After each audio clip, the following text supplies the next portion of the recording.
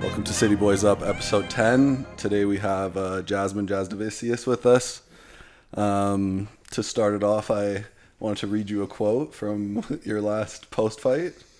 So you said, she's known as a dirty fighter, but I wanted to show that I can get dirty with that dirty girl. So we wanted to know what you meant by that. Yeah, so that didn't come the way that obviously I intended. So funny because awesome. DC's like, all right, thanks, back to you guys. But no, so she's like obviously a dirty fighter and everything like that. She's like poking, like all camp. I'm thinking like, okay, if I'm on this girl's back, like I gotta be like this, like, and so all camp I was drilling, like finishing submissions with my eyes like cut, like closed shut like this, because I was imagining like fingers coming back. I literally remember being at like over top of her and her trying to like grab my head at one point, and I could feel her like trying to go like this, and I was like thinking in my head, no way, she's actually trying to do this right now. Like, this is actually an intentional thing. It was, because I always kept on thinking, like, it's a mistake. Like, you know, shit happens in a fight. No one's, like, actually trying to be, like, dirty like that. But she was like actually trying to gouge out eyes and shit like that. And I remember being like this and like, this motherfucker, like, just piss you off, right? It pissed me off. I was like, with everything, and you're like, you know, this is the last straw, you know. Yeah. In the back, you were like a little like more like you were pretty like on one, like kind of like angry, getting like pissed off. Shit. Yeah. Are you always like that, or is it just for this opponent? It was kind of just for like this, and it was like unintentional. I mean, obviously it worked out, right? Because I normally try to like not get emotional, I guess, and I feel like, and during the fight camp and during fight week and all that, I didn't really think that I was getting emotional, but obviously I guess like underlyingly I was.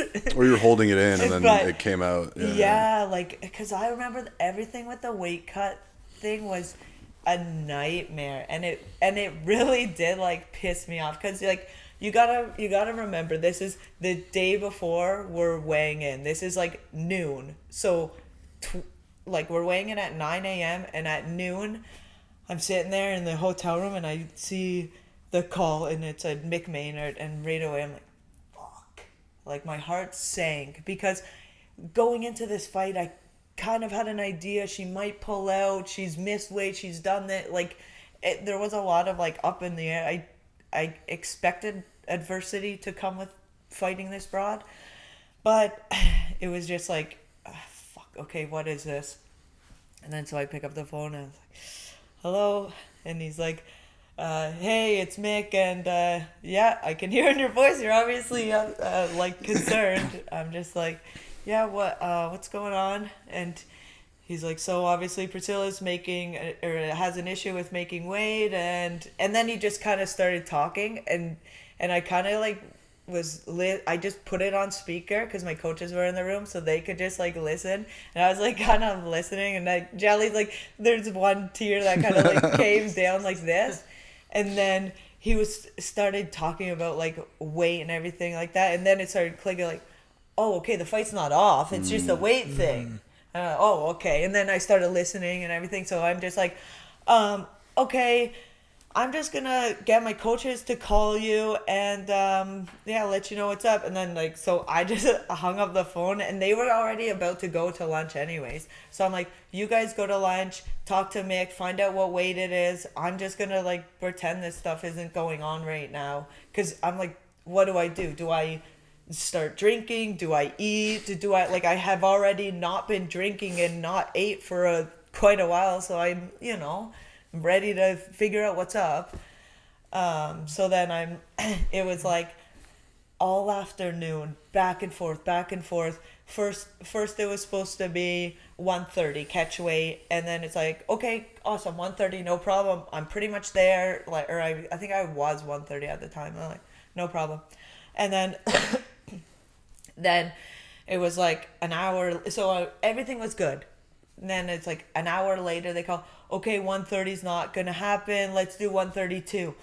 Okay, whatever. Like, that's fine, no problem. And then it was like, the nutritionist called me, and then he was just like, hey, yeah, Priscilla might have trouble with 130.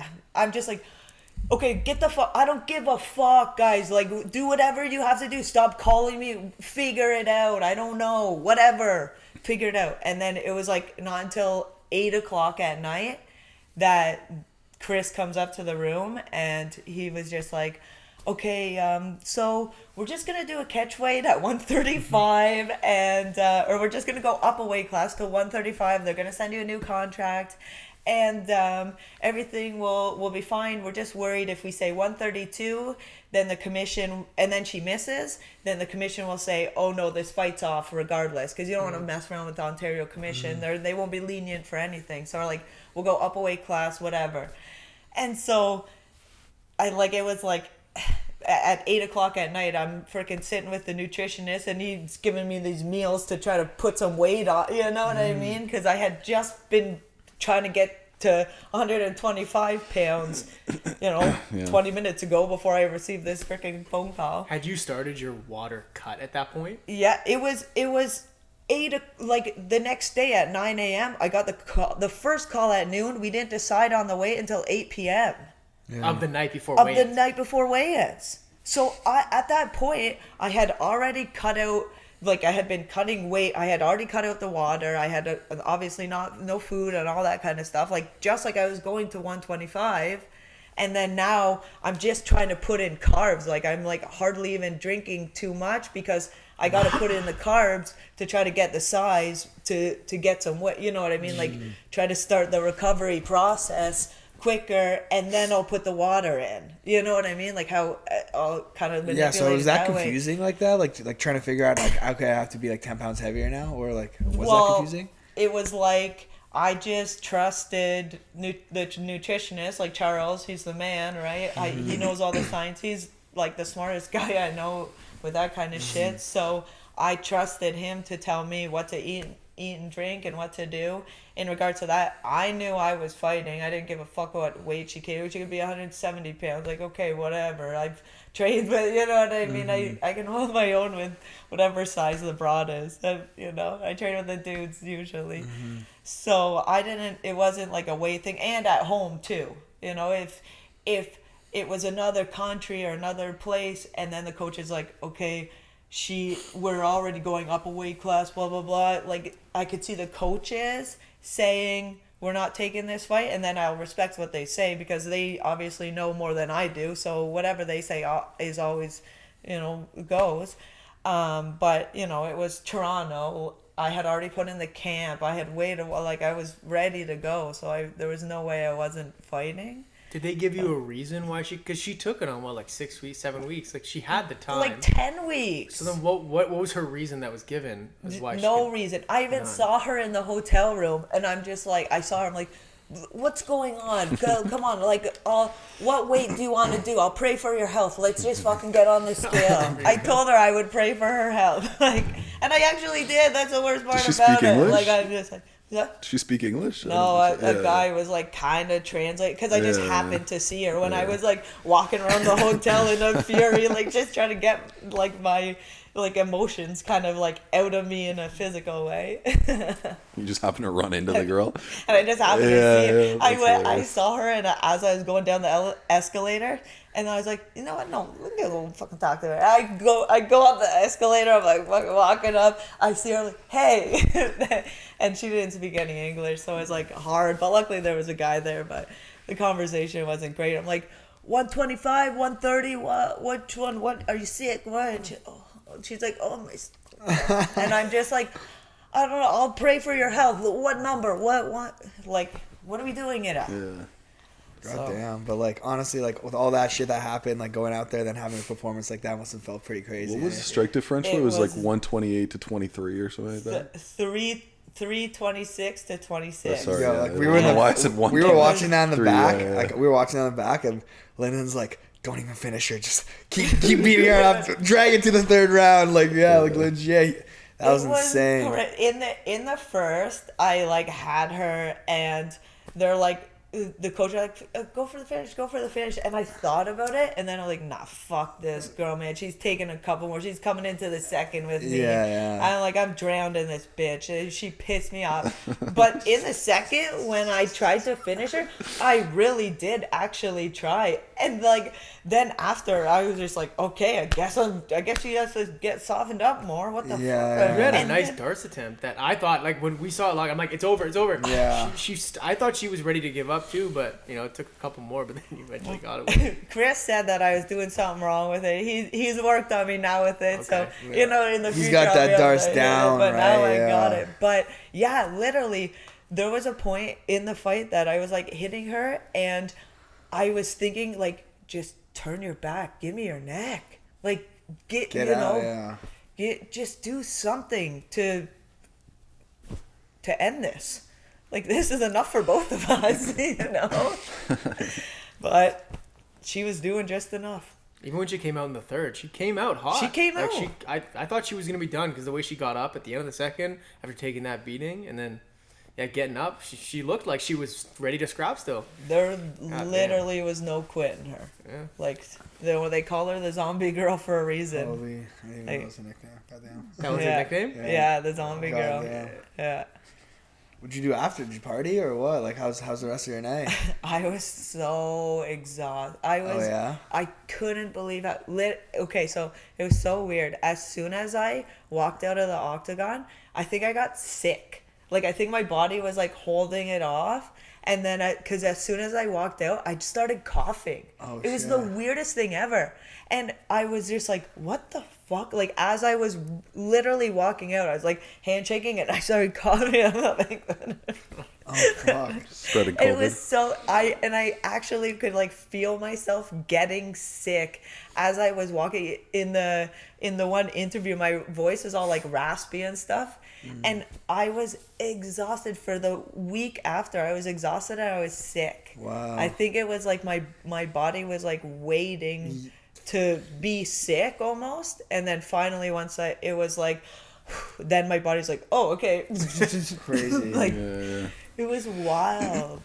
So I did nothing. You chill this one, eh? I just chilled. Like, Chris and I are going on vacation on Tuesday, so I feel Nice. like now I'm chilling a little bit. Yeah. Where are you going? But Mexico. Oh, I just came back from Mexico, so that's Yeah. crazy. Yeah, that was awesome. Yeah, we're there's like a gym there because I go crazy. I can't just sit still. So there's a gym there, and so I'm gonna go like train in the morning. Chris and Kira, they always sleep in, so then I'll meet them in the 10:30 or 11 or whatever, and then we'll go out and do snorkeling and all that kind of stuff. So What gym are you going to out there?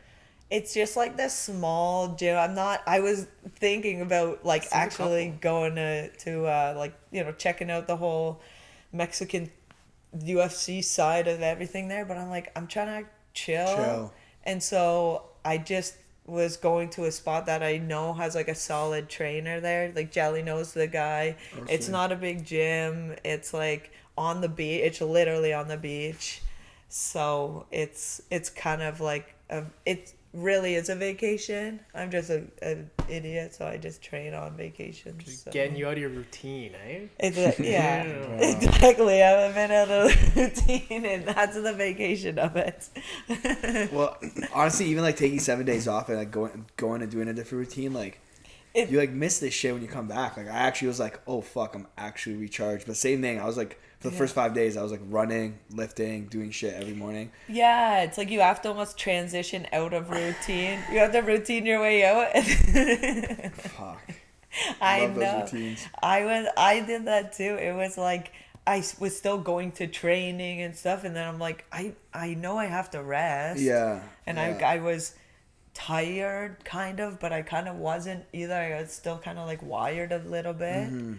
And so it was weird, but now I feel like I'm finally resting. Yeah, fuck, it actually might take a few weeks like that. Like, speaking of routines though, do you have like something you do fight morning? Like specifically, or maybe like the night before the fight that you always do?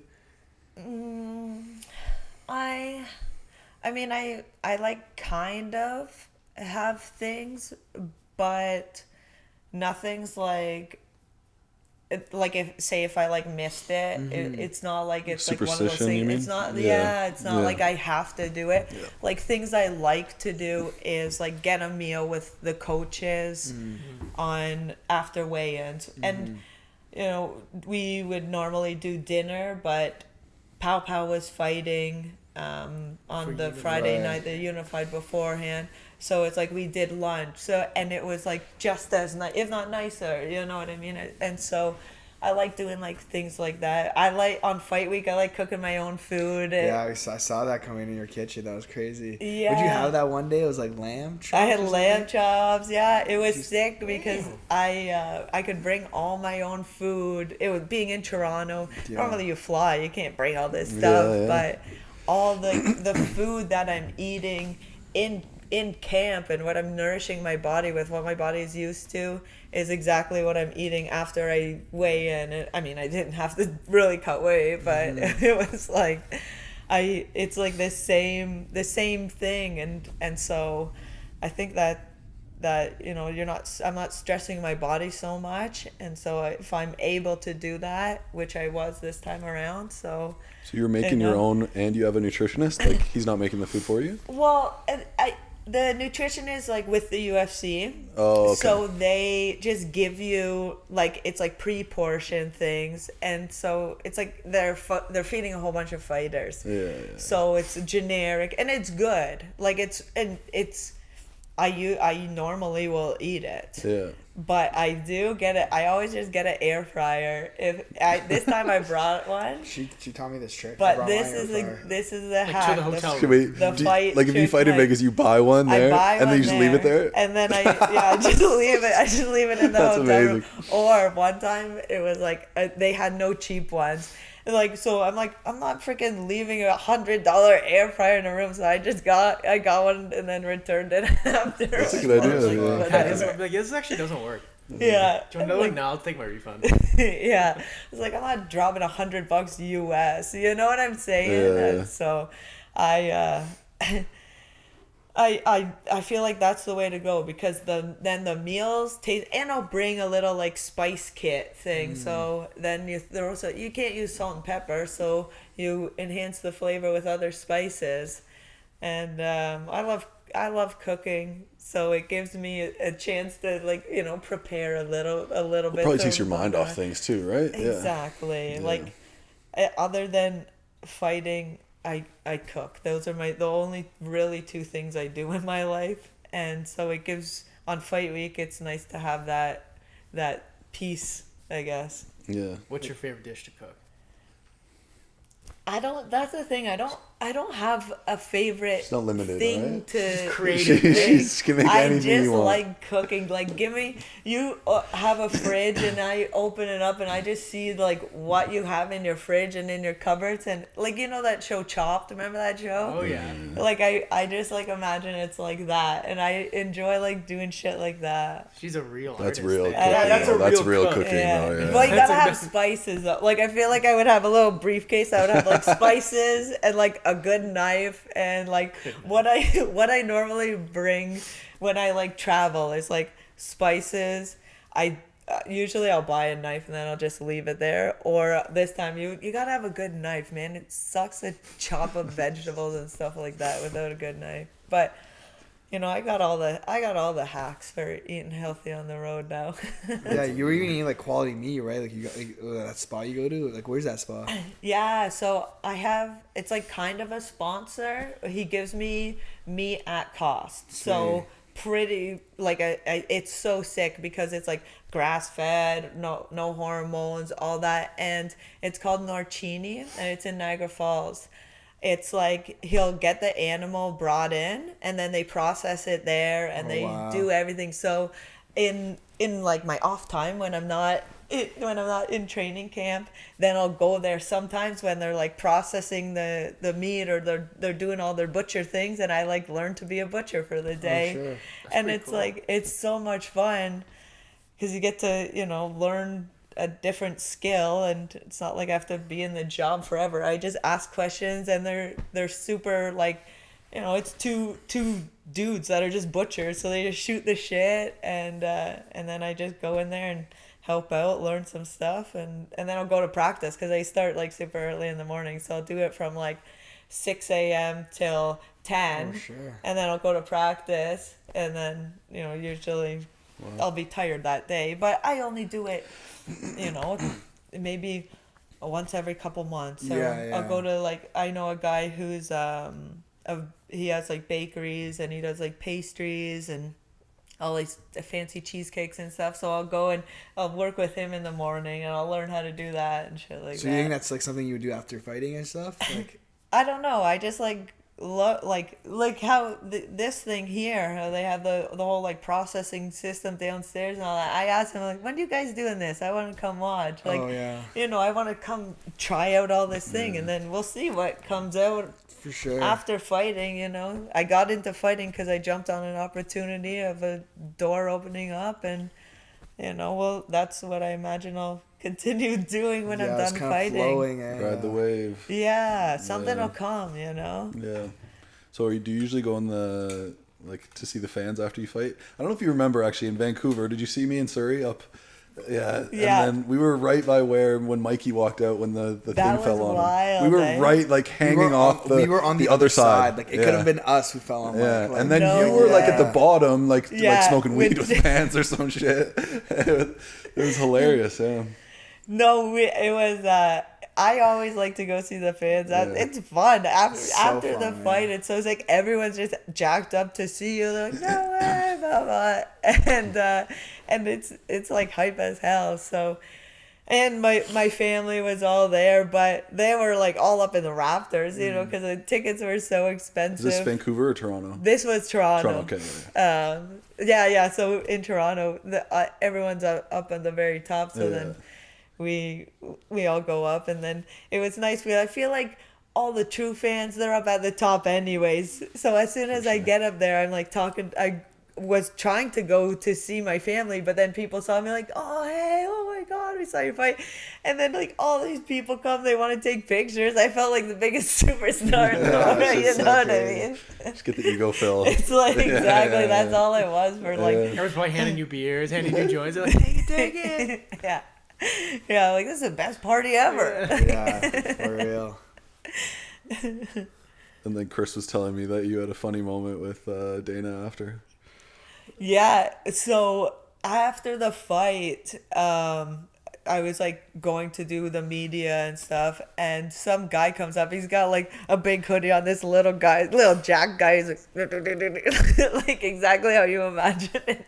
Like, Dana wants to see you. And I'm just, really? No I'm just, what? Oh shit. Okay. And like, I kind of did it I feel like after the fight, it's like a whirlwind. Like, I feel like you're clinically insane at that moment. I don't imagine, like, there's almost, I don't know what's coming out of my mouth. I don't know what's going on. You're just kind of like, you know what I mean? For sure. It's like after fight, everything, all the hard work, everything high, you went right? through. Yeah. It's like, it's all for that moment. And then it's over, and then you're just kind of like riding it. You've accepted that we're going down this river. You're like, all right, let's go. I feel like that's fight week. You get to a point, you're just like, all right, let's go. And you're just like, let yourself go. And well, there's probably so many different emotions, like the roller coaster of emotions leading up to fight. Fight week's crazy. You get all the attention, and then all of a sudden, like, fuck, I used to get depressed after amateur Muay Thai fights. I couldn't imagine fighting pro in the UFC, because then, like, you're fighting for everything for this moment, and then it happens, and then all of a sudden there's, like, no stimulus anymore, right? Yeah. After a few days. It After goes a few like days? high. I guess now there's social media, Yeah. so, like, you still get stimulus, like, through that after. Just a little longer, because you still see posts for Yeah. days. Yeah. And then you slowly see less and less, and then you're like, you're back to training, you're back to your routines, and all of a sudden, it's like you never like fought. nothing happened. Yeah. Exactly. Yeah, it's so wild. weird.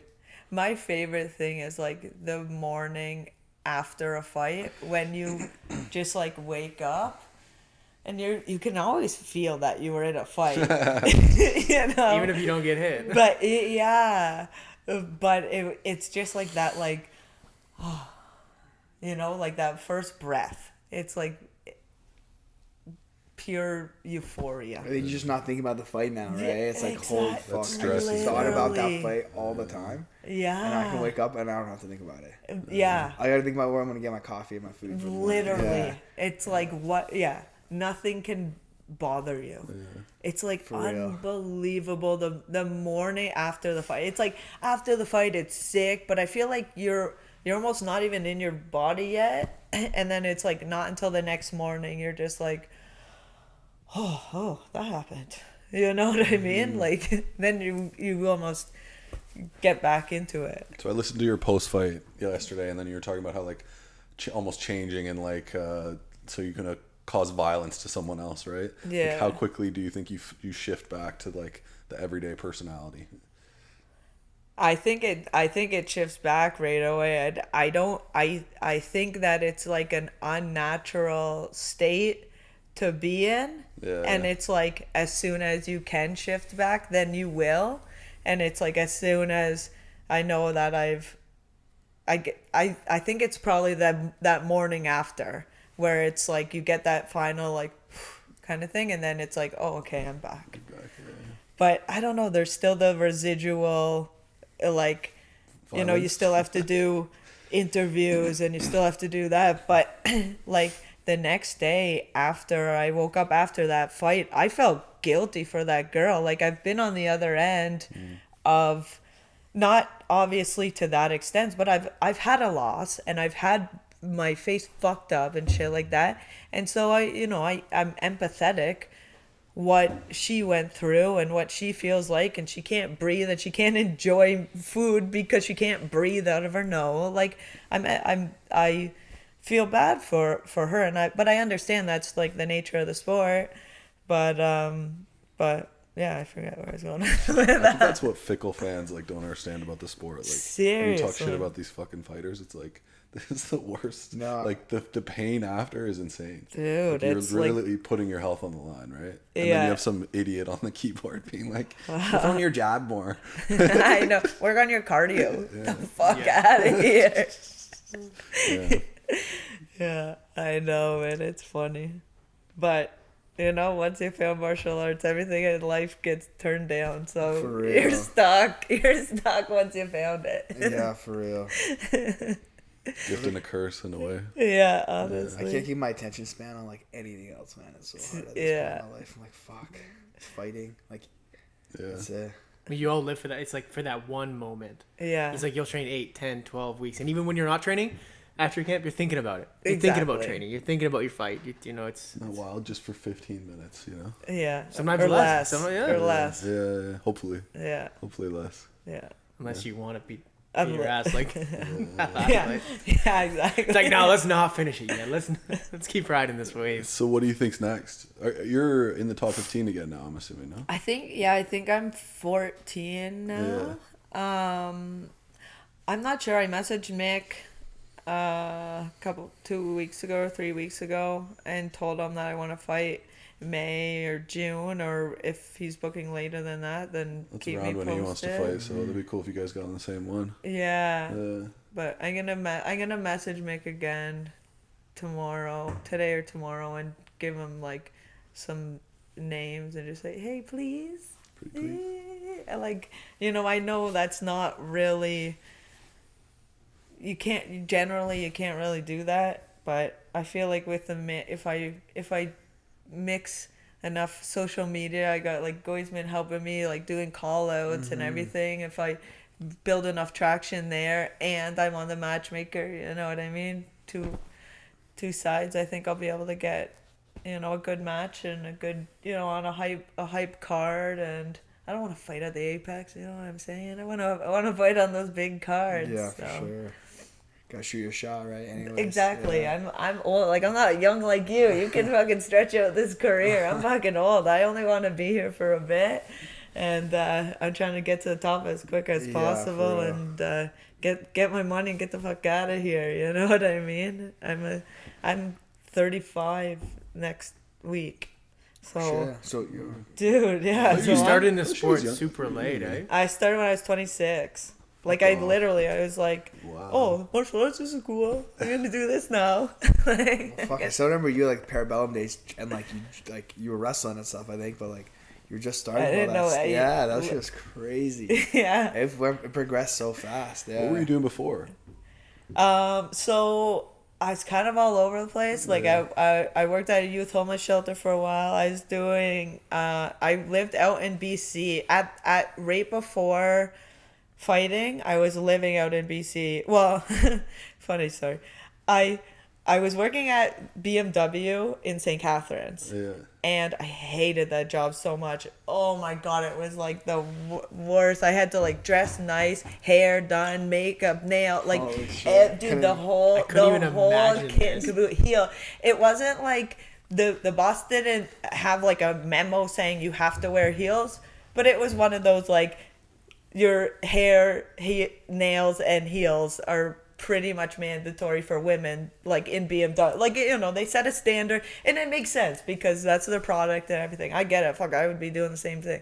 But I hated that job. It wasn't for me. And I went and visited some friends out in BC, and then I was on the bus to go back for the flight, and I was sitting there, and I was like, like I was like thinking about, oh, I gotta work tomorrow, and I was thinking about this job, and I got to the airport, and then I just walked right across to like the bus stop to go back, and I just like got on the bus, and I just like called my friend. I'm like, hey, I don't know, man, I'm coming back. I'm just gonna like figure something out. I don't know. Well, I'm gonna like live here for a little bit or something. I'm coming back tonight. And then I just like went back, and then I ended up staying there for like another month, just like out of the stuff in my suitcase. And then I went home, and I got my car, and I got all my shit, and I drove out there, and I applied for school, and I got a place, and I got everything. And I was like getting ready for school, and then I went home for the last bit of summer, because I'm like, oh, I'm gonna be starting school in September, so I'll go home for a little bit, because I won't go home again until Christmas time probably. And then that's when I met Chris, and then he like kind of like showed me what martial arts was, and then I started like I was at home for like a month, and so I started training a little bit, or like just seeing what martial arts was. And then I went out to PEI with him because he was cornering Sago. And then I was like, oh, martial arts is cool. And then I ended up staying here longer, and like kind of like putting off school for like 6 months, and then I stayed here longer. And then I was like, oh no, this is martial arts is sick. And then so I went back, got all my stuff, decided not to go to school, all that, and then came back here. Wow. And then, but I didn't think, oh, I'm gonna be in the UFC. I just knew that like what I was doing out there wasn't really anything either. And I was like, what, like I was kind of like, this martial arts is cool, I'm gonna just try this, because what I was doing out there was just like, oh, like nature's cool and social service, or like I was like into that. I was working at a youth homeless shelter there, so I'm like, I'll be able to transition. There's a lot of help needed in Vancouver, you know what I mean, in that type of work. So I was like just kind of there, kind of feeling it out, figuring it out anyways. And then so I'm like, oh, okay, like I'm just gonna try this for a bit, see how I like it. And then 7 years later, we're here. That's actually a crazy story. So you didn't even watch MMA before that? In high school, like back when it first started, we would have like UFC nights and go to my buddy's basement and like watch it, because his parents would like let us order the pay-per-view, and we'd be able to watch like freaking Tito Ortiz and Chuck Liddell, you know what I mean? So I watched it back in that day. And it's funny because I remember sitting there watching this one time, and like so there was like one guy in the armbar, and I said to my friend, I'm like, I think I'd let my arm break, man. Fuck it, for the glory. And then and like one of the guys is like, you don't understand, like these guys have like a whole career and blah blah blah, everything like that. And I'm like, yeah, but if you're actually in it. And like still to this day, I don't know what I'm gonna do if I'm ever in an arm bar. Probably will let it break. Crazy. Realistically. Yeah. Do you talk to any of those people? Like they're like, what the fuck? Like you actually got in the UFC? I haven't. I've seen one of them since I've been in the UFC, and he's just like, this is great. Like that's crazy. Like remember watching it in Brand's basement? I'm like, yeah, it's actually crazy. Yeah. Like, Yeah. but even at that time when I watched it, I never thought, oh, I could do this. Right. Like I was just like watching it as entertainment. Mm-hmm. But it kind of works out. Like when I was a little kid, I remember thinking, oh, like what do you want to be when you grow up? I'm like, oh, I want to be a professional athlete. And then, but it's like I don't even care about what sport it is. I just want to be a professional athlete. Like I just love playing sports. And then I was watching like the NBA draft at like 21, and I was like 21 at the time, and I didn't like play basketball, but I'd say that was my, between like basketball and soccer, volleyball were my most like active sports, but nothing real. Like it was like in school I played them, but I liked them the best. Mm-hmm. And then so when the basketball draft went, I was like, oh, well, I guess there's my dreams about being a basketball player gone. And I kind of was just like, oh. But then now look at that, like 6 years later, I'm like, oh, I'm a professional athlete now. Look at that. That's crazy. Fighting's crazy because you really can start it so much later in life. Like you would never hear that about a football player, a hockey player, a basketball player. I think it's like, because obviously skill matters in fighting, but like heart and like your mind matters so much more. Whereas like in those other sports, like skill plays a bigger role, right? Yeah, I think that is exactly what's interesting about fighting. Yeah. It's like that somebody that picks up the sport at 26 can compete with girls that are the best in the world. They've done it since they were 3 years old, right? Yeah. Literally, just on having a big set of balls, you know what I mean? Like, it's crazy. Just from getting dirty with that dirty girl. Dirty. Exactly. That was so funny. DC just, all right. And, Yeah. After I was like, fuck, man. Have you ever seen Mitch's thing? Yeah. Where it's like, it was like one of those. I was like, fuck. Wow, what was his again? It was so bad. Oh, Fuck. This would kill me. It was like, I didn't want to blow my load too Yeah. much. who is this? Mitch Gagnon. Oh, okay, yeah. I do remember that. They did never let that go. Oh, no. And the best part about it is, like, he was kind of just, like, saying it, and then the guy went to talk, and then the guy was just like, oh, no, so you were going to say it? And Mitch was like, no, it's okay. Like, it's past. Just talking about blowing my load. It was like, oh, we got to pull that up after, man. That's so good. Yeah, that's just fucking hilarious. But yeah, they always, the guys like pull up my post fight things and like just chirp me up. Fuck, I don't know, man. That's what I'm saying. You're clinically insane after a fight. You don't know what you're saying. Yeah, for real. It's weird getting used to, like, even this, like, on camera. Like, it's super weird to get used to. My first one, they asked me to spell techniques at the end. And I was like, CQ. Like, you just don't know what's going on. Yeah. I hate when there's like a script, like when they, like a sponsor thing, and it's like, yeah. oh, remind them that it's promo code, blah, blah, blah, everything. It's like, I'm just like, hi, I love this product, and the promo code, like, you can't do it natural. They're going to lose buyers. Well, at the end of that. you did that like UFC Contender Series like documentary thing, right? Yeah. Right, like, cause I'm going through that right now. I'm flying to Vegas on Tuesday to finish it, and like, Sick. but like one thing they do there is like that like third person, like you gotta like say, and this day like I felt like and like try to answer the question that way. Holy fuck, is that ever hard? It's so hard, It's and so it's hard. like, it's been so long. It's been so long. It's like, yeah. I don't even remember how I felt. Yeah, back that's what then. they kept saying. Like you're in the back room right now. Like act like you're in the back room, like about to walk out. And I was like, making shit up. I was like, all right, this is probably how I felt. Yeah. Yeah, that's what Yeah. that's what I'm like. And they ask you questions like specifically about the fight. Fuck, I don't recall. I don't know. Did you watch yours and stuff like when it like played and stuff back, or do you? Yeah, I watched. It's gonna be it. cool. Yeah. Did they start like before like at the Contender Series and then like followed you for a bit, or how was that?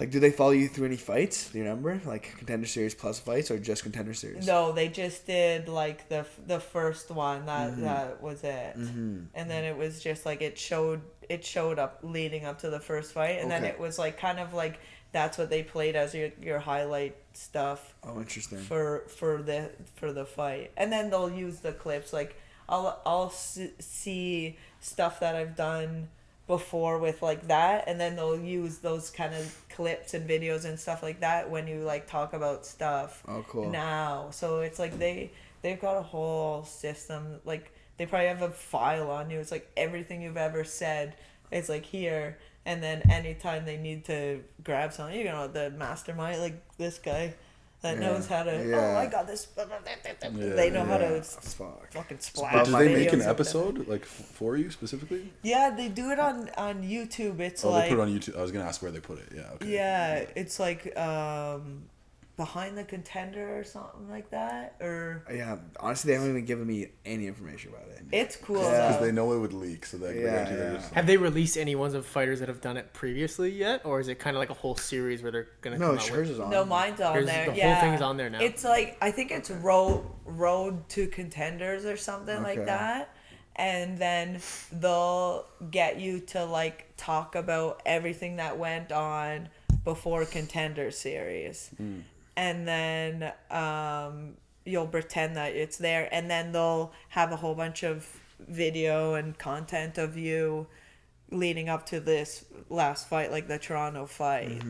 And then so they'll make a whole like vlog of that, so it'll be like the first is leading up, and then the second is like to the fight. That's cool. Yeah, no, it's really cool, and it's cool because you will have forgot about a ton of things that you said or did or something. It's like it's one of those things that you'll watch and be like, oh, it'll be very meaningful. Yeah, that's pretty cool. Like they followed, like they came down to like Burlington and stuff, followed us around in a bunch of spots. So yeah, it'd be cool to see all that stuff.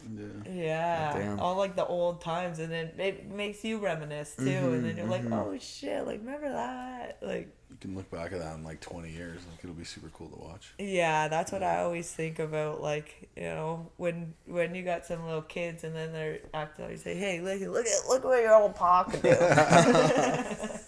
Shit. Yeah.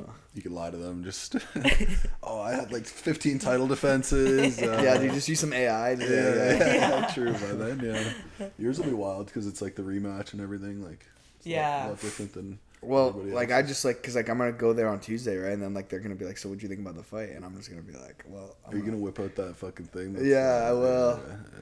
Yeah, it'll be cool. I guess they'll like really keep making it go longer and stuff, right? So if we fight for the third time, they'll have all that from behind it. Yeah, exactly. Which will be sick. It'd be crazy if you guys fight like when you're both like ranked. Or, that's like, what I was thinking. That's what a lot of people are saying. Until, because fuck that. Why would you do it again? Look at me and Natalia Silva. It's like her debut, so that she came in and I fought her, and then it was like, now, you know, we both are on our own roads, but I know that our paths are gonna cross again. It's like same with you and this guy. It's fucking meant to be, man. You know, the story has to be written in a certain way, and like this is what makes it exciting.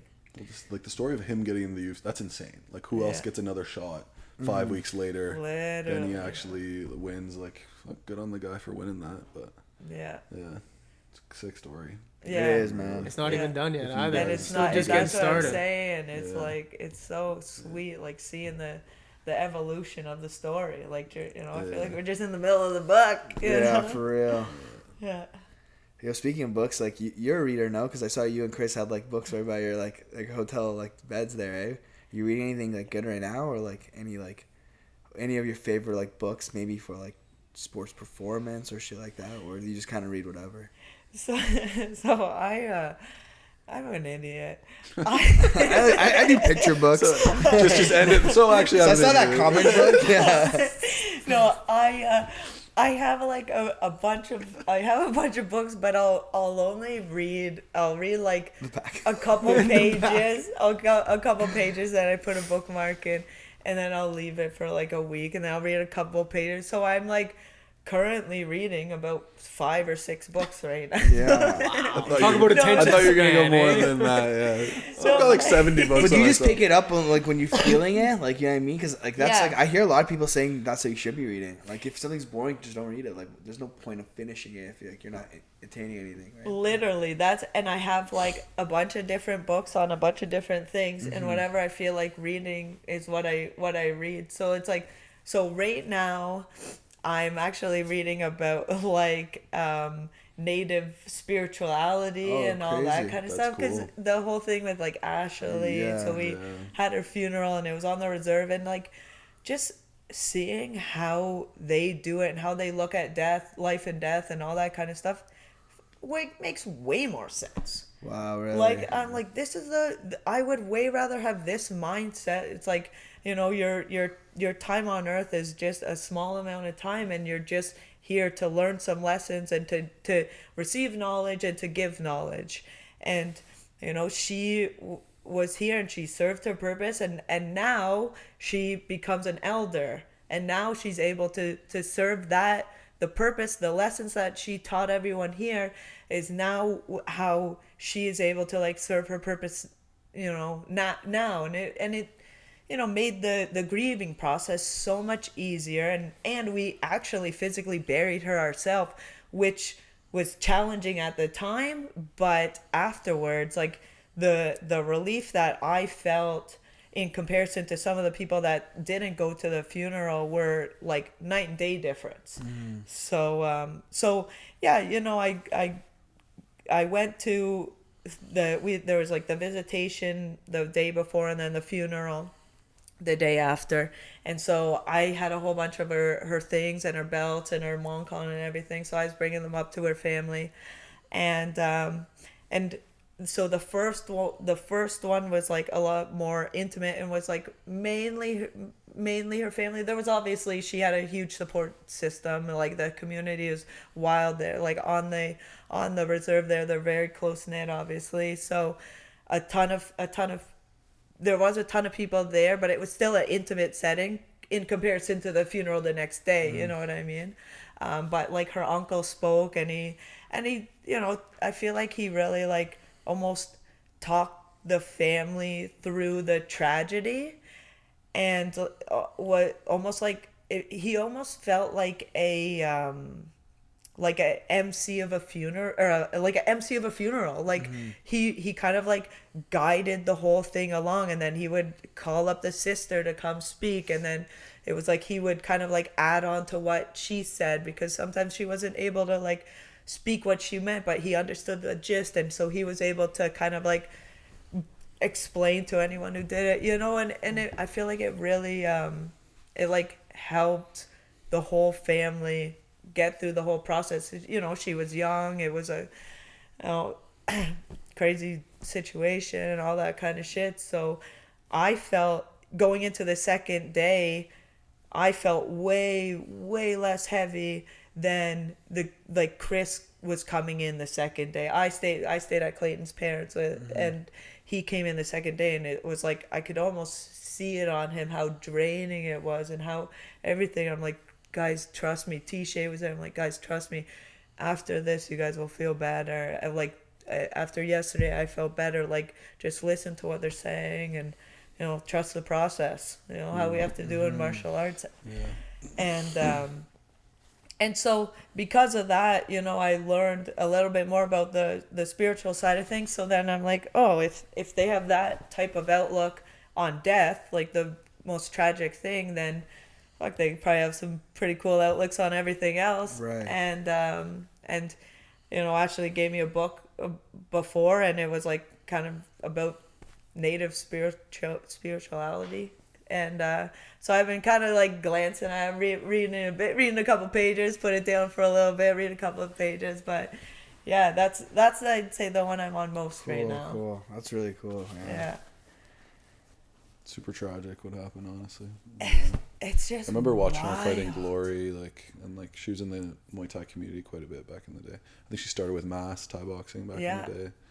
Yeah, Crew Jeff and all those guys. Yeah, no, she, and watching her fight was like mesmerizing. Like you were glued in. It's a, you She's know a what I mean? beautiful striker. Yeah, very very clean. Yeah. Her flow. I remember even after some wrestling practices on Mondays, like she'll just go and flow in the bag, and I'm like, damn, like the range, the elbows, everything she throws is so clean. Yeah. It was very cool to watch. Yeah. No, so it was crazy, but you know, it is what it is. We learn and grow. Yeah. Unfortunately, things happen, right? But yeah. So UFC 299 in 2 weeks too, eh? Yeah. Who do you got for the main event? 299. It's Who's O'Malley fighting? versus Cheeto. That's the Miami card. That's 2 weeks from now. Yeah, that'll be the next big one. They got some crazy fights on that. O'Malley versus Cheeto, eh? Did you watch the first fight ever? Yeah. Yeah. I think I feel like it's gonna be an entertaining fight. Regardless. Yeah, know what I mean? But I feel like I think O'Malley's body's just fragile. Like his bone, like not in a bad way. Yeah. You know what I mean? Like I think some people's bones just break easier, and I worry that he has that thing. It almost sometimes could be like because he's so fast twitch. Honestly. I honestly think it's because he's so skinny. Like he's fucking 5'11". He goes to 135. Like it might be the weight, like cutting weight. He was a vegan for a while. Now I find He's built muscle for sure. Now he's better and he doesn't get injured as much. Yeah.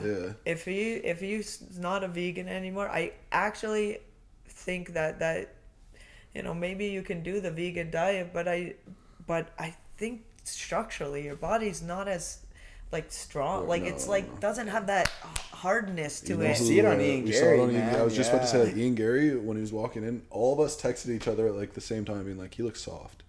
Because he's a vegan right now, It's like I think it's just having that animal protein or fat or what, I don't know what it is, but it gives you a bit more like density to you, eh? Well, it gives you more testosterone, doesn't it? Does it? Is that it? I don't know. Who knows? Bro science. Don't look it up. Just trust me. Don't look it up. Bro science.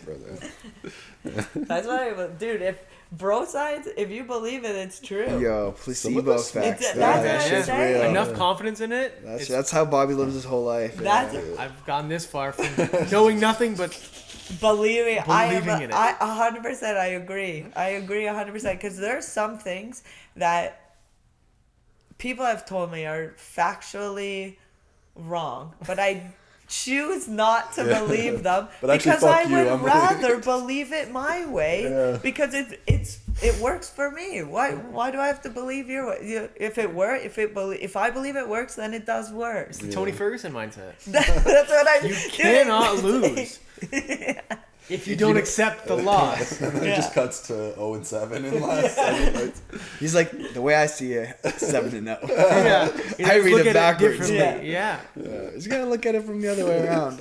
Whatever you believe is your truth, What man. does O'Malley say with the loss? He's like, the Sugar Athletic Commission actually wiped But that probably helps with his fucking mental game too, at least or like maybe like that, like, you know, he's like, I didn't lose that, like if you truly believe that. Just like, to be honest, I don't feel like I lost my last fight, you know what I mean? Yeah. But it's still like a loss, right? True. I know. That's like the Cortez fight. I know I lost it on the fucking scorecards, but like being in there, like you feel the energy. In here, you know, right? Yeah, exactly. It's a feeling for sure. That's almost more important than the actual It result, is. Well, you know going forward.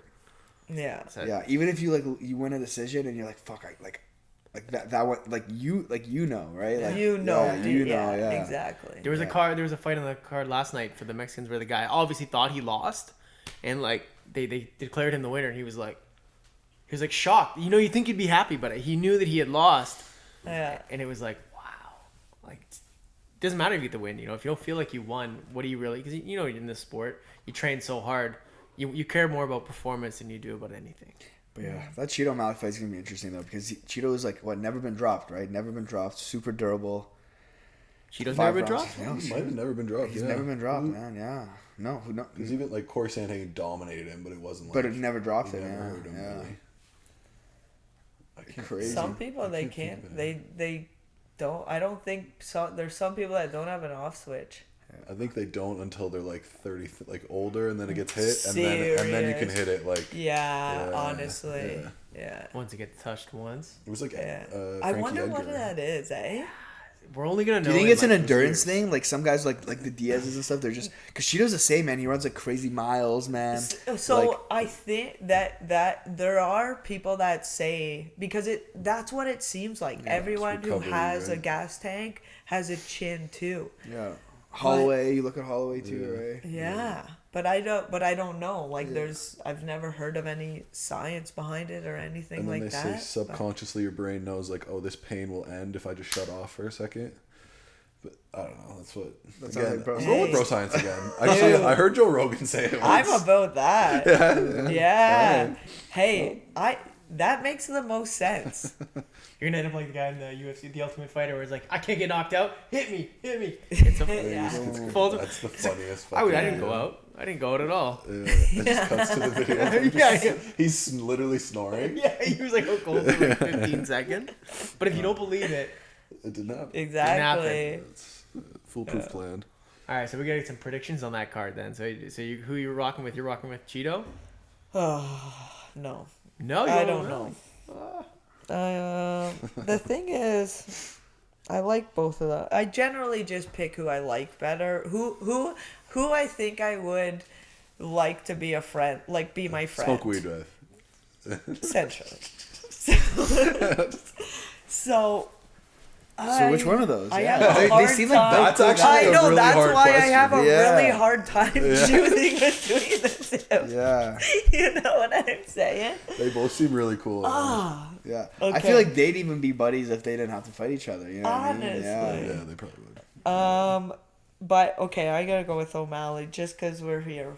And then next week when someone asks me, I'm gonna change it. But okay, here's another question: who do you think has better style? Because they both claim they have good style, but they're like so different. in Like, their style. sorry, Like, fashion? Or you yeah, mean fashion. face? Like Oh, okay, fashion. okay. Yeah. Oh, I'd have to look at their Instagram True, or whatever. true. I don't know, dude. I can't keep up with that. I got my Yeah, head in so the you're right. clouds, man. I never look at my social media. I think for like something I would wear, it's probably Cheeto. Like Yeah.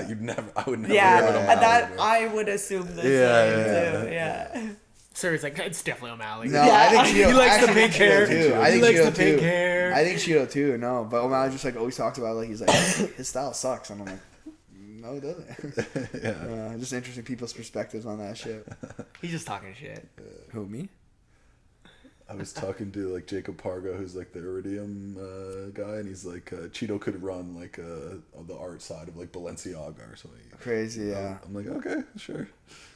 He's very well spoken too. He's like very intelligent when he talks. Yeah. Yeah. Like, very cool. Even Poirier and Yeah. Dennis, what's his name? Saint Denis. Benoit. I keep Saint wanting. Denis, yeah. I keep calling him the other black guy that fought at 205's name. Who cares? The one that Saint- fought John Jones. Oh, I know what you're talking about. Open OSP. Saint- Ovid St. Preux. I keep calling Yeah, him that. I know. Yeah. The names are similar. Yeah. The guys look similar. That guy's like some I think. special ops dude, right? He's The French guy? Yeah, Yeah. he was, yeah. That's pretty badass. That's a sick fight. That's some crow cop shit. That is. Looks into your eyes. He's like, this is like, I've killed like 7 Yeah, he's people. like, Dude, that's This is just wild. everyday shit for me. He Yeah. doesn't turn it off. He just he goes in there a killer. He leaves. I still Yeah. kill people. Like he's just set in that. Yeah. And you know, like Mike Tyson, how like Cuss would like almost like hypnotize him, and then he becomes a Yeah. killer kind of thing. And Yo, then I was so interested at that one point. I read like his autobiography, Me and I too. was like, yo, what the fuck is this, and how do I like do this? How do I yeah, that's what I was saying. It's like on fight week, I feel like I go through a transition, and it's like that transition becoming that person, and that, you know, and with that person comes all these other things, but that's why you can only do it fight week. You know what I mean? That's why I try to stay away from people on fight week, because I feel like you have to go through that transition, and it's like that person isn't a nice person that is, you know, coming into the cage. That has to be that person that goes into the cage. Yeah. So it's like So- days leading up where you kind of like slowly transition, or is it like, Yeah. hey, you know, I'm fighting tomorrow, I'm weighing in tomorrow, like I'm just gonna wake up tomorrow and be this? Is it? No, how is it? I wish I could do it like that. I wish I had the ability to turn it off, turn it on, turn it off, turn it off. But I think because I like structure and scheduling too much. But I feel like I kind of like go through a transitional period of it where In it's camp like and stuff, yeah. In camp it will be like a lot of time I'll do like, okay, say I'll have a trend for my camp. So it's like one camp I did like all these like Lomachenko like eye drills and hand so sick. footwork drill, like Yeah. this kind of shit. So it's like one time it was like one camp I was obsessed with that. There was like another camp that I had a messed up hand, so I could only throw one hand or something like that. So it was like I only worked on my cross that camp or something. Like it was like each camp there's like a trend to it almost. Like a skill to work on? A skill to work on. So this camp leading into this, obviously it was ground and pound because I felt like in my last fight I kind of held on too much and I didn't let go to find my strikes. So I'm like, okay, that's what I want to work on moving forward, is finding my strikes under on the bottom, or from them on the bottom. So that was the trend going in, and a lot of time it doesn't really show in the fight. This particular time it did. What I worked on in camp did show in the fight. Normally I'll work on other things and then whatever shows in the fight. This one happened to work. But yeah, each time I'll have something that I'm working on. Like I think one camp there was like footwork. I did, and I'll make myself do. I'll make a decision what it was, and it was like 1 hour of footwork 3 times a week. So then whether I do 1 hour, I'll make all these rules in my head. If it has to be 1 hour, if I have to work on endurance, or if I want to work on quick stuff, then I'll be like, okay, I have to do like 100 footwork drill things a day. And like right now I'm on a kicking phase, so I'm like, okay, I want to understand kicks better, so I do 100 kicks each leg a day. And then so it's Just like swing kicks, or like are you what are you mixing through? I just want to develop like the understanding of kicks. So I'm throwing mostly like head and straights and heads, and then calf mostly, just because I think those are the most effective kicks. So if I'm gonna invest my time, I think that's the way to do it. There's a million kicks to work on, and I'll spread myself too thin. Yeah. So I'm going like kind of like head on both sides, and then stuff up the middle, so then I can develop like the outside game and the straight game, because it's different hip movements, right? So I'm trying to work on that, and it's like I'll keep doing this 200, 100 each kicks a day while I'm training. I don't do them on Sundays. A day until I'm like, okay, I've developed this. I understand this skill. This was the point of this exercise, and I understand it. And then I'll usually like buy myself something after, like It's a sick way of like a little reward system. But that's the thing, is like I'll be at the mall and I'll see there's this lamp that I wanted, and I'm just like, oh, this is a cute lamp, and look at it in my Zen room. So I'm like, okay, what is how do I want to earn this lamp? So then I decide I want to work on my kicks anyways. I know I'm going to buy myself a lamp anyways. Like, it's a fucking lamp. You know what I mean? It's not like it's a crazy thing, but it's a way to make a reward system. It's like you're going to build a good habit out of that, too. Exactly. Atomic habits. That's like something. Yeah. So it's like that's what I do. So I'll make a little stupid game of it. What's in your Zen room? I just heard you say Zen room. Like, you actually is it like your chill room? Like, yeah? Yeah, That's so sick. I have a room upstairs, and I call it my Zen room, but it's like, I don't know, people would probably just call it an office, but I'm not a businessman. But I'm reading a spiritual business book, so it's actually my Zen room. So I got a nice carpet that is in there, and I'll do like Stretches like and at stuff? night. There was one camp that I would stretch for an hour every night because I wanted to work on my hip mobility, and my shoulder mobility was really shitty. So I stretched for an hour every night. There was like you know. Did you find that helped, by the way? Like that much stretching? So when I was consistent, I felt great. Yeah. You probably slept so well. I slept great, but also I'm too much of a I'm too stringent on the schedule. So it's like if I'm like, oh, but I have to go to bed. Oh, I have to stretch. I'll stretch. And then I'll go to bed. It's like, no, I should have went to bed for that hour instead of stretch for that hour. And now that I'm older, I've realized like, okay, let's weigh out like risk versus reward kind of ideas. But when I was fucking, I guess I would have been like 27 probably at the time, 28 at the time. I didn't know that how important sleeping was, and I knew I needed to stretch. So. Can you walk us through some of like the habits that you have like on a day-to-day like in camp, like that you find that like, because you say that you're like a very routine-based person, especially as being an athlete, right? It's like you only got so much time. Yeah. You're fighting MMA, right? There's so many facets to train. Like what's a day where you like train, your habits, your nighttime routine, like what's a day in my life? A look into a day. Yeah, look into a day. Okay, so usually I wake up and right away I'm all anxious. No, I feel like you know how dogs I have wake crippling up. anxiety. Oh, okay, fuck. Yeah. So, yeah, I wake up and there was a time that I would go for a walk in the morning. I find if I go for a walk right away in the morning, anytime I get super anxious, then I'll make sure to wake up earlier and go for a walk before I start anything. But when on days that I'm not anxious, then I just stay in bed.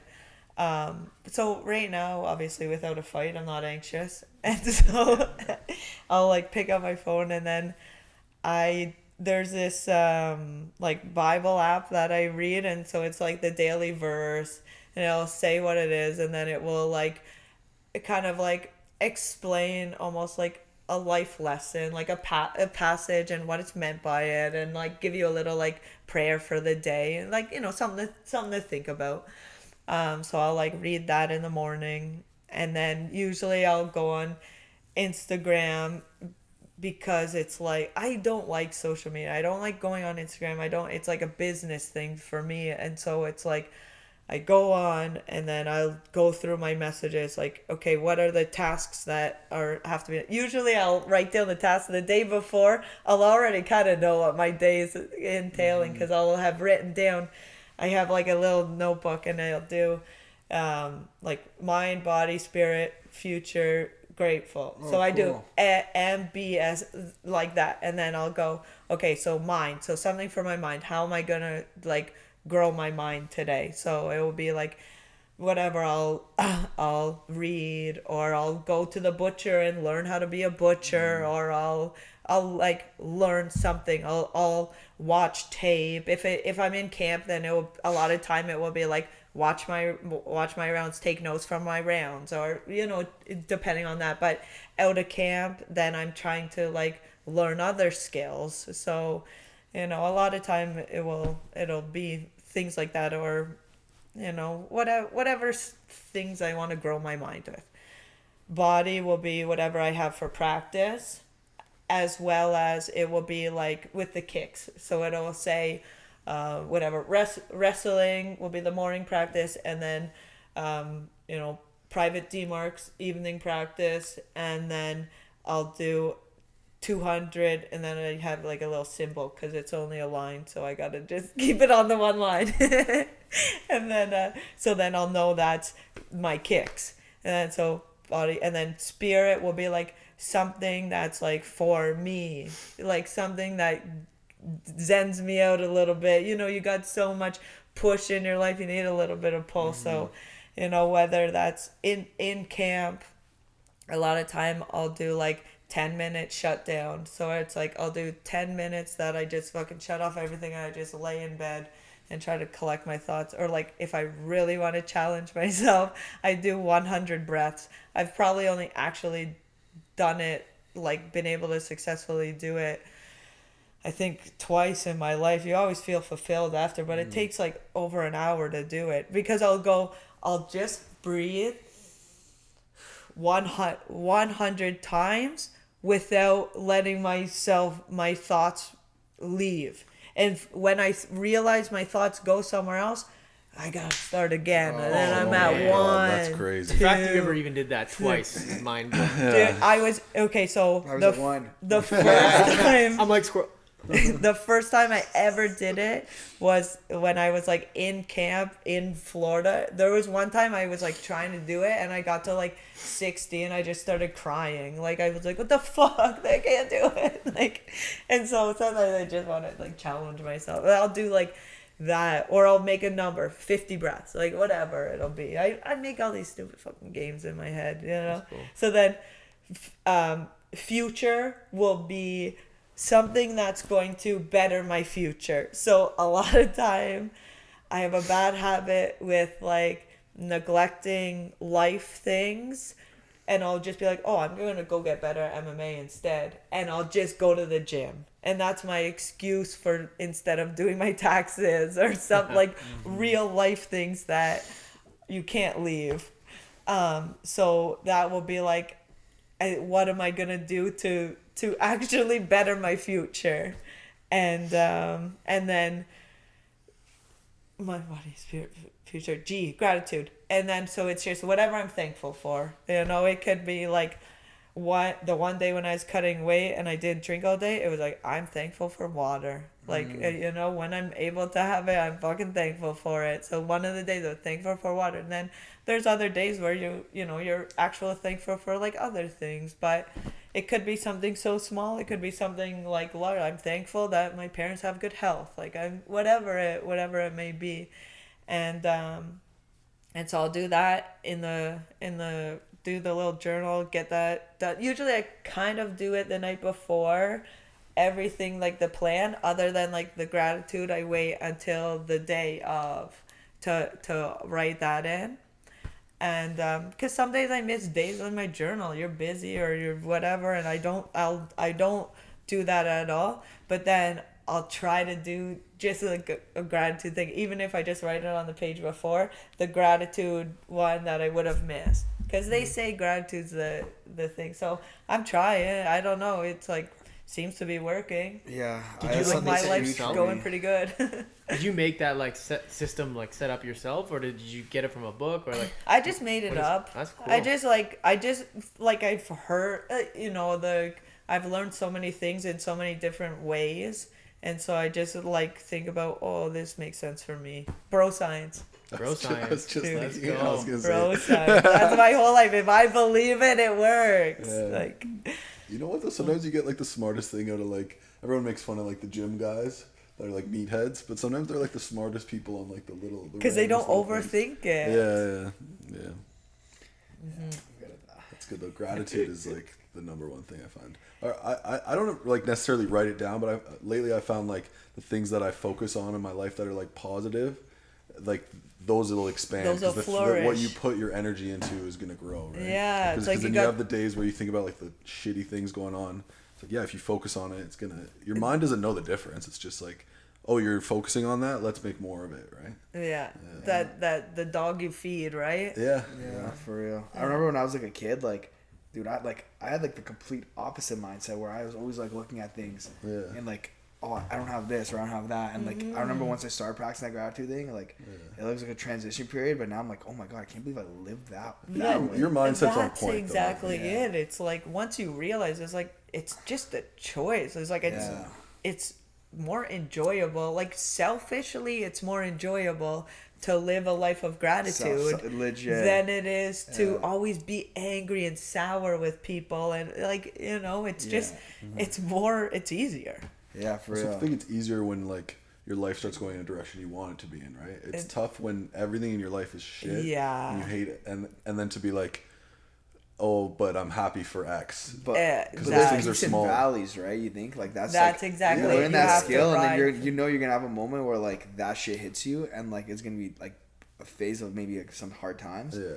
But man, like it makes going through that way easier too. That's what I'm If you saying. have It's the like, you toolbox. know, okay, this will pass. It's Yeah. like, look, this will pass. Just please let it pass. Come on. One more day. Oh, Yeah. okay. I even find that in camp, like sometimes like, you know, like I'm like in camp for like 2 weeks, I'm just like, I feel like shit. Like training wise, I'm like, dude, I'm getting worse. Like, Yeah. And like I'm at that point now where I'm like, okay, like there's like a little like, you know, like flat base, but always after like a few weeks, like I'll shoot back up. I was just about to say, sometimes the biggest leaps come when you feel like you're like, oh, I haven't gone better in like 5 months. Yeah, and I literally got to the point where the last time it happened, I was like, all right, like this is good, because I know like I'm gonna hit this, like this is like a roadblock right now where I'm gonna hit like this like new phase in a few weeks. But before that, she used to kill me, dude. I'd come home, I'd be so pissed off. I'm like, it'd like oh my ruin God. your whole day, ruin all my night, whole day. Yeah. And And now you're able to like say you have a bad practice, you can let it go. Let it go way Chalk it up faster. to, okay, that was one bad one, whatever. Yeah. I'll have a good one another day. Yeah, 100%. Yeah, that's it. Yeah, fuck. When we were talking earlier about like getting moody during fight week or something, like I find for guys sometimes it's tough to like have your significant other around. Like, how is it having Chris as like a coach? Then like you have a relation. Like, there's so many different like roles you guys play in each other's lives. You know what I mean? It definitely, there was a time of challenge, and there are, you know, obviously challenging times to figure out how it was working, and you know where all these pieces go into the right places.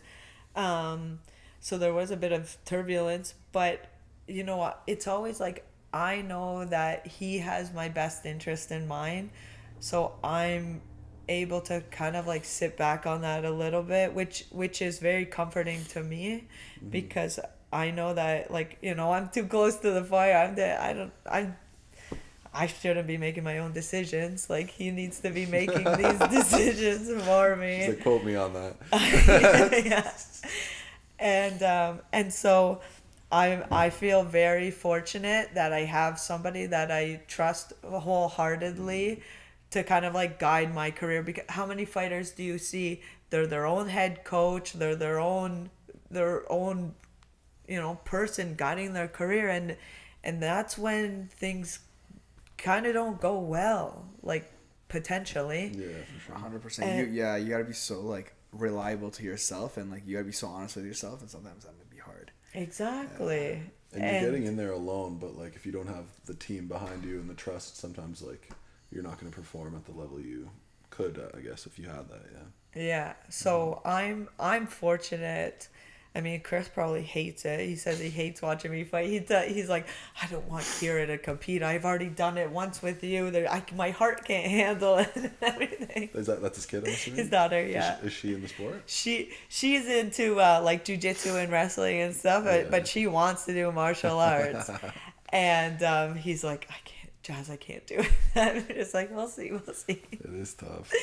We were fucking losing our mind when Serhiy was fighting. Yeah, I couldn't imagine that being like your daughter or your girlfriend. Like, bro, when I watch my brother fight, man, and I'm yelling at him, and he's doing everything the opposite of what I'm telling him, and he gets dropped, and I'm like, oh god, this is so tough. Come on, bro, you remember your first amateur fight. You're not listening to anything in your first amateur fight. I understand, but the amount of confidence, dude, this guy had.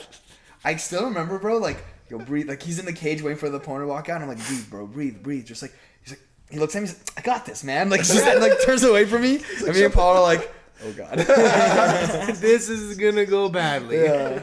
I'm like, he's like, stop. I'm like, move to your right. He steps left. Boom. Walks in her right hand. I'm like, oh, God, my mom's going to call me any second now. I have to explain this. Oh, fuck. Yeah, you're busy with the big brother too. You have to take care of him. Yeah, dude. As soon as he said he wanted to fight, I got in all the shit, dude. I got in so much trouble. Like, my mom was like, "This is your fault. Like, he wants to fight because he's following you." And I'm like, "Oh god!" And I'm like the only person telling him not to fight. And my mom's like, "Yeah, fight, dude. Do it." And I'm like, "Yeah, you could be just like Serhiy." I'm like, "No, man. Please don't, because it's stressful. It's very, very stressful." Dude, it's not the life. Like, you know, like now that I'm in it, it's the best life in the world, but I don't want it for others either. Like, you know, like I do and I don't. Yeah. Like, it's. I guess it's if the person commits, like if you know they commit as much as you, right? Yeah. Like, if I'm like, yo, I know you're putting it, like you're actually doing everything I'm doing, then okay, I trust you. But if it's not all there, you're like, fuck, dude. You're just gonna be a number. Or if you're in it for the money. If you're in it for the money, there's way easier ways. If you happen to fall in love with it like we all did and we're stuck, I get it. Welcome to the web. You know what I mean? Yeah. We'll help you through. We'll all get through this together, you know? But, man, if you're in it for the money, get the heck out. What are the odds of making it? And then even... Exactly. Like, I genuinely wonder what the average amount of fights for like a UFC fighter is in the UFC, right? I bet you it's like 3 or 4. Maybe more. Like probably. How many guys get in, have a couple fights, and then get cut? They're gone. Even like a guy like TJ, like he's super skilled, and unfortunately, like he got in too early, right? Like I think he was 22. Yeah. You just had tough luck, but like that's a guy that's literally like so high level that could easily be in the show. Oh, for sure. 100%. Yeah, and that's the thing too. It's like not only is it hard to get in the show, but it's like luck. There's a lot of luck too. Yeah. There's a ton of luck. There's got to be opportunities, and like, you know, in Canada it's really hard. Yeah. In the States there's more. If you're living in Vegas, like, you know, the fights are right there. Somebody pulls out, you're right there. The medicals are easy. Like, the opportunities in Canada, it's challenging. Yeah. Fuck, so true. Mm-hmm. Hopefully it'll keep getting better, but it is. It's definitely getting better. Like, it's growing. There's no way that it's not growing. Like, we see it. Yeah, for sure. Look at when you go to other countries, like what it's like. They've got kids doing full martial arts, like some of these Russian, like it's like 2 8-year-olds, and they're like head kicking each other, like no gear on. It's like, this is fucking insane. Give those kids 15 years. But I think those kids, like what you see in martial arts, I find like the kids that are so intense when they're like 11, 12, 13, they burn out so early. Bro, I was like literally I remember this guy I used to train with that was so good when he was like 15. Yeah. I remember Jackson. Bro, so did you good. Ever meet he was at Parabellum back in the day. Oh man, I bet you if I saw his face, unbelievable. Like sparring like Jesse Ronson, he's like 16 years old. Spinning like, back kick, like doing crazy things, like. But then he just burnt down. Then like he never wanted to fight. You don't think so? He's right? just naturally talented. He didn't want to be a fighter. Because I remember talking to him after, and like you just like years later, and he's like, man, like I just didn't want to do it. I was like, fair. Like, imagine being so that naturally talented. Like, and just we demoed each other. Yeah. I couldn't imagine that. I know. You know. I got no talent. I just want to fight. You know. But that's a huge part of it for sure. That burnout, like, but again, everybody's so different with that, man. Yeah. Yeah, I hope but that's the scary thing about those Russian kids, man. Like their habits and stuff are probably like so dialed in compared to like, man, like I have like, I don't know about you guys, but like I have like a lot of kids come up to me and like some of them are like super dialed in, but some of them just like want the clout so. Yeah. I think nowadays that's a huge thing. Yeah. Like, yo, how to get in the UFC, bro? Like give me like how to get there in like 1 year, and it's like. Well, they all want the blueprint, you give right? me how to get there in 1 year. Yeah. Oh man, I had a conversation with a kid about that yesterday, and I was like, holy man, that's all he asked. I'm like, bro, you don't even come to the classes. Like, you do your own thing. You know what I mean? Like, you come hit the bag and stuff. Like, you got to jump to class. You got to do this, and like. I think the clout of being a fighter is like, man, like even me and Bobby met at like a cardio kickboxing place.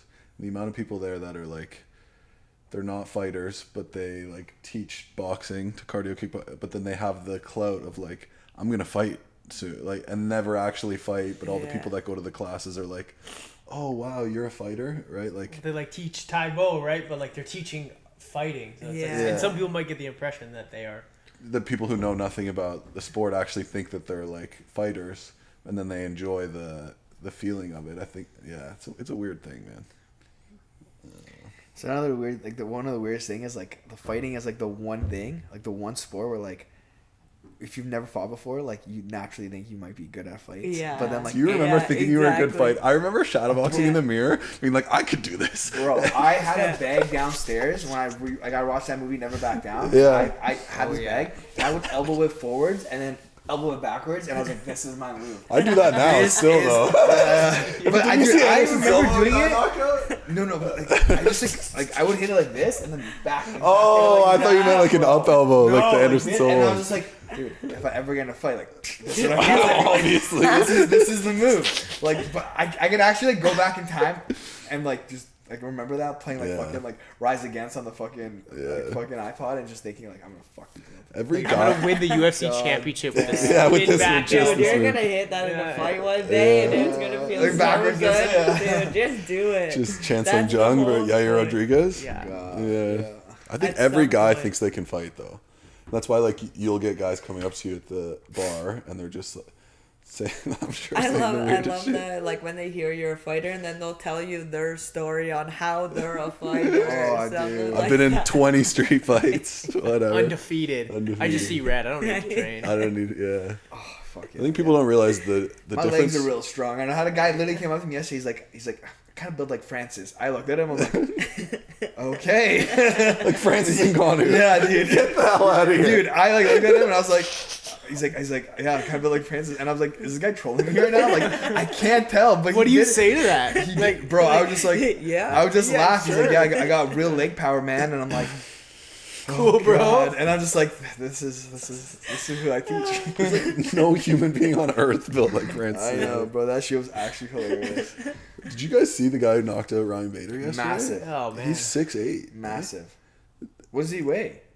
Does he have to weigh 265? I Yeah. assume so. Dude, he's Because they had a massive. 30-pound difference between them. The picture looks like they're not like Ryan Bader looks like a midget, and he's 6'2". Yeah. like Is that the 230. biggest weight? What's the biggest weight class? It's super heavy, but super I don't think heavy, they have yeah. it. In But technically, a guy could come in at 206 and meet the heavyweight limit, and then Francis Ngannou could cut weight to 265, and they could fight, right? But I think if you're a heavyweight, like, you got to be at least 230, or else you're cutting to 205. Yeah. But Bader was a 205er who's went up to 220. Went up, so it's yeah. like, hey, it's the level of competition. Like, even Might be a little Fedor lower. would have been like a 205er now. For sure. Yeah. If you cut weight, yeah. If you cut weight. I watched his fights recently. I fucking love him. He was the first MMA fighter I ever watched. Really? Yeah, I was That was your first, like, yeah? Yeah. My first everything I ever watched, bro, was Uriah Faber versus Jose Aldo. No way. Really? That's a good fight too. Yeah. That's a good Yeah. fight. Yeah, you'd be like, his leg is Yeah. done. Yeah. That was the first fight I ever watched, dude. I was like, what is this, dude? What's your guys? What's the first MMA thing you ever watched? I think mine was it was Forrest Griffin and Anderson Silva. Oh, I remember watching that. It was just I on the That's a TV. good one. that. Yeah. I was like, Yeah. watch, I said, oh my! And then we immediately, it was me and my buddy Ryan, and we went out and we went on the You're trampoline. doing We played, that. we played tap out. It's like, I got you. Got him like a Kimura, and I'm like, I don't know what this is called, but I'm gonna win every fight like this in the future. Mine What about you was Chuck Liddell and who was he fighting? I forget who he was fighting, but my favorite at the time was Tito Ortiz, but he wasn't fighting at the time, or he wasn't fighting on that card. Okay. But at that time, That just was a 'cause he golden talked era, a lot man. of shit. You know I never what watched mean? any of those era fights. I Isn't don't that remember crazy? Tito ever Yeah. being articulate. Was he like a Wasn't, even back then? No? He wasn't very. He was just, he needed someone to root for him, and I was there for him. yeah, no, that I one was person there. was me actually. I was there for him. You Him know? and Chael Sonnen, they'd go at Yeah, it. man. That was the best to watch. Honestly. Chael's got the most savage line of all time on Tito. Oh, is that about his wife? His Yeah, ex- he's oh. like the only one making money off their mouth was your ex-wife. He didn't say anything either. He looked into the camera. He's like, What How do you respond to that? Yeah, What what do you say, dude? Oh. If somebody said that, it was like, and your ex-wife's a porn star? literally. But I mean, you gotta prepare yourself if you're gonna date. No. A porn star. Yeah, yeah. Yeah, like Like, yeah, you're right, man. She probably True. made more money than me. you gotta have Yeah. self-deprecating humor. At You that have point. to. He did not look like Yeah. he did. Yeah. Just sheds a tear. What's the best line in MMA ever? Dude, you know what was crazy? Connor, when he's freaking sitting there on the camera, he's like, your wife's like, Yeah. like, how the fuck did you think of that? You know what I mean? In that moment with all that camera on, Dude, he's everything. so good with that. Why did Joe Rogan give him the mic? Yeah. Did you see Because Ronda he Rousey knew- after though? She's like that he could stay in character, like unbelievable. It's like I don't think he's in character. Yeah, I think I know. that is just him. Yeah. Yeah. Oh no, one of my favorite probably things was like when he won the 2 belts, bro, and he's like, I want to apologize to Yeah. absolutely, dude. I was like, yo, because that was such a, dude. I was like, oh my god, he's gonna like be like Yeah. genuine right now and apologize to a bunch of people, and then he rips that. I was like, how, man? Yeah. How did you kill it like that? I know, he had everyone like hook, line, and sinker. Yeah. No! Yeah, dude, that shit was crazy. That was Donald Trump iconic. does what the fuck he wants. That's hype. Yeah, like Tory Lanez literally made a song. With Yeah, that. yeah, it was, Really? yeah. It was Stupid Again, I think. Yeah, that's Yeah, literally yeah. the beginning of the song. I'm like, that's iconic. Yeah. Guy's in jail for 10 years. Oh, for shooting Megan Thee Stallion. Yeah. Yeah. Crazy, Damn. man. Wild. McGregor had like the most magical run. Like that was so like insane. how iconic was Yeah. that? Just watching that It's kind of rise. sad to see where he's at now, to be honest. But But is it? He's so rich, man, doing movies. Oh, of and course, stuff. yeah, Like, yeah. is it? I don't feel Man. bad for him. He's fucking living Yeah. the life. I'm like, Yeah. it's just sad because it's like, okay, now you're a cokehead. Like, No, it's sad it's- for us because we don't get to watch him Yeah, do crazy ass yeah, shit. That's yeah. why we're sad. Yeah. Because we don't get to see the show anymore. Yeah. He's enjoying there life. is a He's- big what if of like you know how he fucking starched Eddie, and then he went and fought Mayweather, and then like whatever happened. Like if he just stayed in MMA at that point, that was arguably the best MMA performance of all time. Him Yeah. versus Eddie Alvarez. But he chose the bag. Perfect. instead. Yeah. Well, that's the yeah. thing. You He know? clearly has like a brilliant mind, Oh, yeah. and if he puts his mind to something, he'll be successful. And he put it towards MMA, and then once the money was there, he's like, "Fuck MMA." Yeah. The Why'd fact I that he get still into wants to MMA? fight anymore is crazy.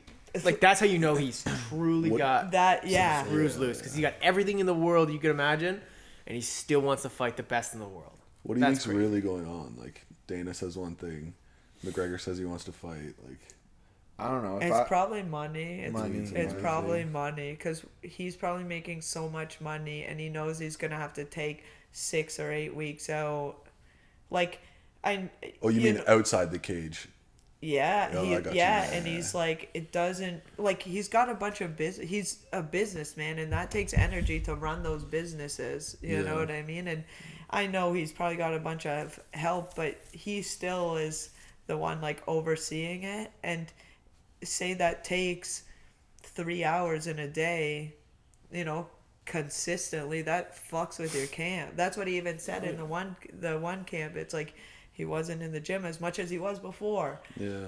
yeah. So- you got more Well, he used to responsibilities, talk especially about with like I don't know if it was Jose where he's like, you have kids, like I have nothing. I'm married to the game, and then now he's like not married to He's the game. kind of at all half anymore. in. It's And like the so- boat has gym. Yeah. He's Yeah, that he's on the dude. yacht. Yeah, the boat has a gym. Yeah. Boat has a gym. But if he comes Live back it. and wants to fight a motivated Connor, fuck, He's that'd like be crazy. 36 now, I think. Yeah, he's like, you see his sparring stuff. He He's looks great. still- dude. He's Of probably course, on the yeah. best shit. He's probably the not world. like he's probably got everything's healed. He's probably feeling good. Like Yeah. you know, eating the best food. Oh fuck yeah. Fuck. Yeah, Hopefully You think he comes back. I don't know. Hopefully, man. I hope so too for Yeah. us. feel bad for Chandler a bit? Is he just gonna keep waiting? Like you know what I mean? He's in WWE. He's making his bag too.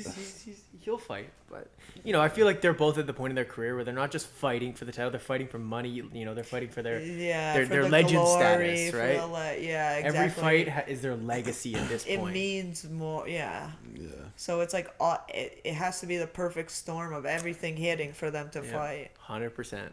Yeah, it's like doesn't make sense for them to fight any other way. Their life's too good. Yeah. Well, McGregor's more than Chandler's for sure, but yeah. Dude, Yeah. Chandler did a little house tour. Dude, his house is fucking sick. Yeah, like I bet you It's he's pimpin', enjoying it. man, Like, yeah. he's one of those guys would enjoy a life like that, having a nice house. He probably has a nice property. He's got a you good know, backyard. he's With got yeah. And he just like likes the lifestyle of training and Yeah. stuff. So. He doesn't. That's what I'm looking forward to. Like I don't give a fuck about having fur coat that cheat on a chain. That was once a dream, Yeah. but you know what I'm saying.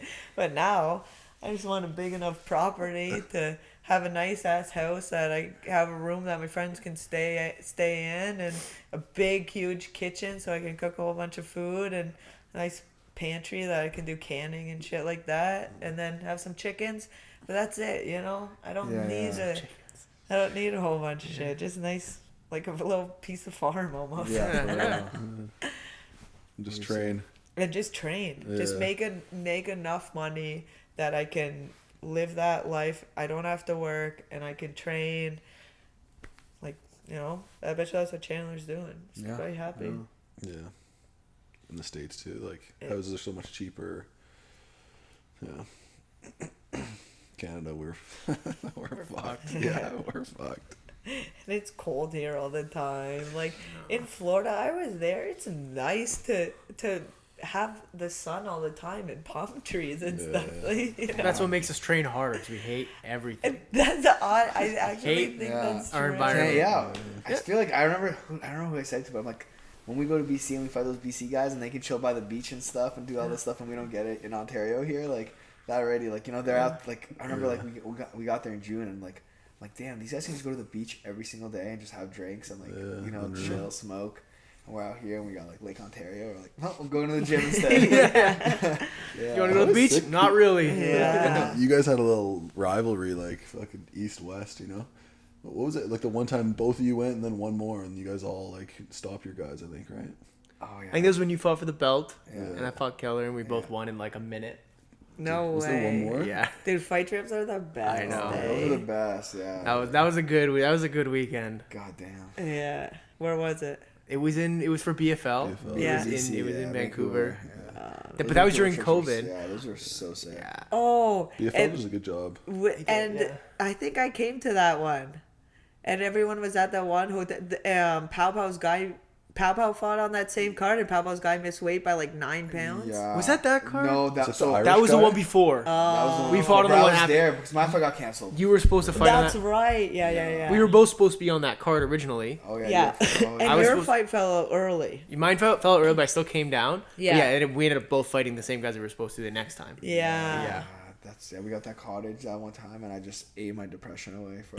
Yeah, that was the most sad I've ever seen you in your entire dude. life. And I didn't even I was realize. genuinely worried I didn't about even him. realize. I didn't even realize till like 2 weeks later. I was like, oh my god, that was fucked, bro. Like yeah, that was so sad, dude. The emotions of like going through fight week and then having all that, you transition into whatever you have to be to fight, And then not fight. not fight, whether it's your opponent pulls out, anything, the show gets canceled, whatever. Like that's like the most disheartening feeling a fighter can Honestly. feel. Like Yeah. losing sucks, but that is 10 times worse in my Yeah, because you don't get it out. You don't get it out. Yeah. Like, what I do with this energy, like Honestly. yeah.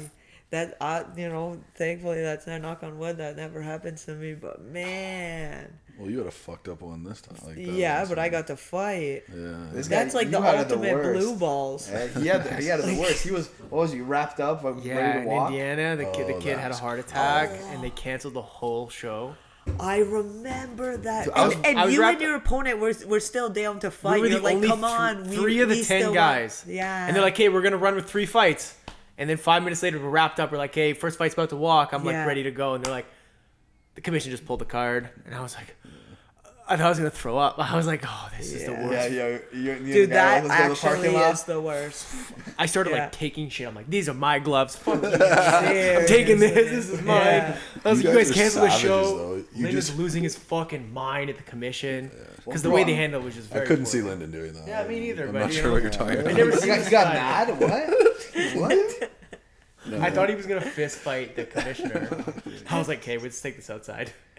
That's crazy, man. So Lyndon once said to me, like, off the cuff, I think, like, oh, because I said, oh, I want to knock someone out one day, man. That's my dream to get like a real knockout. He said, at your weight class, you guys won't, you're not gonna get a knockout or something like that. Just like crush my dream, and I'm like, this motherfucker. And I don't know still to this day, and I choose not to ever ask him about it because I wanna hold it that he actually said, because maybe I assume that it was just like, oh no, like scientifically speaking, for your weight class, blah blah blah, it doesn't make sense like Power to translate kind of or whatever, yeah. Do you Yeah. mean like a one punch, like cold?